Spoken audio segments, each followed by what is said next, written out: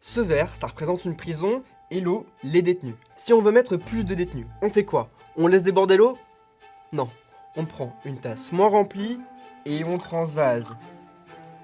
Et bien cette idée, c'est pas la mienne, mais celle des autorités suédoises qui transfèrent leurs détenus vers des prisons en Estonie moins remplies. Bon mais en vrai, c'est plus compliqué qu'une simple histoire de verre d'eau, alors pourquoi la Suède envoie ses détenus en Estonie? Salut, c'est Arthur et dans l'émission Pourquoi, on répond chaque jour à une question en 5 minutes en reprenant les bases. Dans ce minibus, il y a 4 détenus suédois, les 4 premiers à être arrivés en Estonie. En fait, le 18 août, ils ont pris l'avion à Stockholm pour se rendre à l'aéroport militaire d'Emari en Estonie, avant de poursuivre leur trajet dans le fameux minibus qu'on vient de voir pour rejoindre la prison de Tartu. Au total, jusqu'à 600 détenus suédois devraient arriver en Estonie dans les prochaines années. Bon mais déjà, ces détenus, il s'agit de qui exactement ? Il s'agit d'hommes qui sont âgés d'au moins 18 ans. Nous n'enverrons pas à la prison de Tartu des détenus ayant des liens avec des réseaux criminels ou des personnes qui se sont radicalisées. Nous évaluerons chaque cas individuellement en tenant compte de facteurs tels que la langue. Idéalement, il faudrait qu'ils parlent anglais ou leurs attaches en Suède pour nous assurer qu'il n'y ait pas d'obstacle à leur détention en Estonie.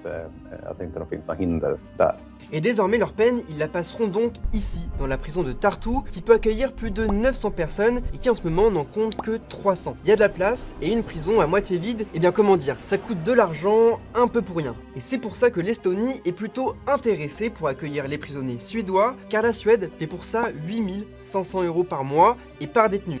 Dans une prison en Suède, ça coûterait 3000 € de plus. Bon, bah si tout le monde est ok et se rend service. C'est nickel ce système, non? Eh ben, pas vraiment. Alors pourquoi tout le monde n'est pas d'accord? Eh bien déjà, ceux qui sont pas hyper contents, ce sont les Estoniens et surtout les habitants de Tartu, et ça, même si a priori, aucun détenu suédois ne va se balader dans leur rue.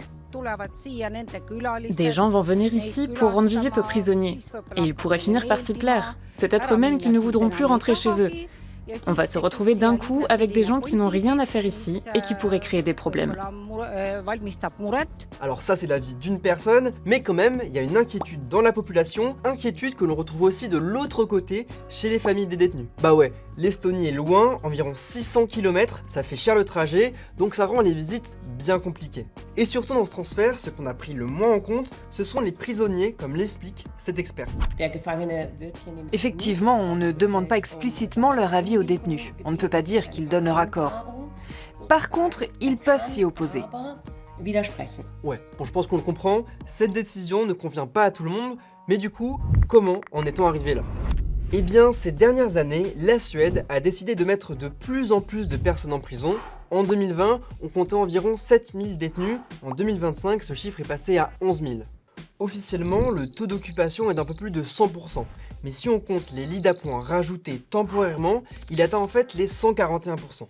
Concrètement, ça veut dire qu'il y a 14 détenus pour 10 places. Ah, et juste pour ceux qui se posent la question, en France on n'est pas mieux. Le taux d'occupation de nos prisons est de 141,3%, et ça en termes de conditions de détention, c'est vraiment pas terrible. Je vous invite d'ailleurs à regarder cette vidéo qu'on a faite sur la question, je vous mets le lien en dessous. Bon et pour en revenir à la Suède, en ce moment le pays est confronté à un problème de criminalité en bande organisée. Des fusillades et des meurtres commandités ont lieu régulièrement. Alors face à ça, le gouvernement a choisi la ligne dure avec des peines plus sévères et davantage d'emprisonnement. Et puis de plus en plus de membres de ces bandes sont des mineurs. Du coup, la Suède a récemment décidé d'incarcérer aussi des jeunes de 15 à 17 ans. Bref, avec tout ça, on comprend globalement pourquoi les prisons suédoises sont autant remplies. Mais du coup, de l'autre côté, pourquoi les prisons estoniennes sont-elles si peu remplies? Et ben on s'est dit que le mieux, c'était de demander à nouveau à notre juriste.